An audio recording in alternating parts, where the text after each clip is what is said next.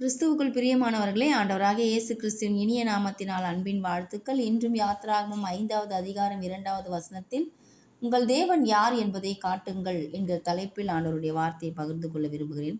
அதற்கு பார்வோன், நான் இஸ்ரவேலை போகவிட கர்த்தரின் வார்த்தையை கேட்கிறதற்கு அவர் யார்? நான் கர்த்தரை அறியேன், நான் இஸ்ரவேலை போக விடுவது இல்லை என்றான். அவர் யார் என்றான் பார்வோன். அதுதான் கதையே. அவர் யார் என்பதற்கு மோசே கொடுத்த விளக்கம்தான் யாத்திராகமத்தின் முதல் பல பக்கங்கள். ஒருமுறை கேள்வி கேட்டான் பார்வோன், பரிகாசமாய் 10 முறை பதில் சொன்னான் மோசே.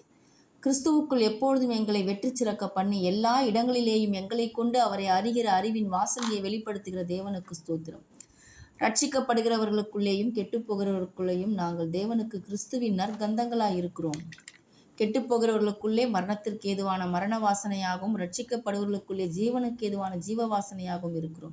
இவைகளை நடப்பிப்பதற்கு எவன் தகுதியானவன்? மோசே என்னும் நற்கந்தகம் எகிப்து முழுவதும் வீசியது, ஜீவ வாசனையாய் அல்ல, ஆனால் மரண வாசனையாய். பழைய ஏற்பாட்டு மோசேயின் ஊழியம் புறஜாதிகளுக்கு மரண வாசனையாய் இருந்தது.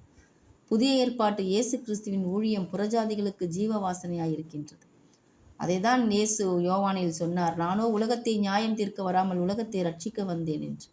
பார்வோன் கேட்டது போல உங்களை சுற்றி பலர் கேட்கும் கேள்வி அவர் யார் என்பதே. அவரை அறிகிற அறிவின் வாசனையை அள்ளித்தரும் நீங்கள்தான் அங்கே மோசேக்கள். உங்கள் தேவன் யார் என்பதை சொல்வதோடு மட்டுமல்லாமல் காட்டுங்கள் உங்கள் தேவனை. வேலைக்காரரே, உங்கள் சாட்சியுள்ள கீழ்ப்படுத்தினாலும் உண்மையினாலும் உங்கள் தேவனை காட்டுங்கள்.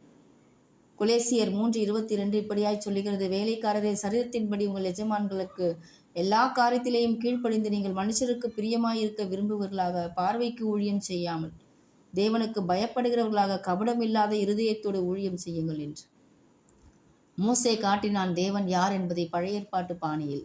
நாமும் காட்டுவோம் நம் தேவன் யார் என்பதை புதிய ஏற்பாட்டு பாணியில். உங்கள் ஊழியத்தின் வாழ்க்கையின் எழுச்சியை காட்டட்டும், உங்களோடு தேவன் இருக்கிறார் என்று. ஆமென். கர்த்தர் தாமே இந்த சத்தியவசனத்தை ஆசீர்வதிப்பாராக.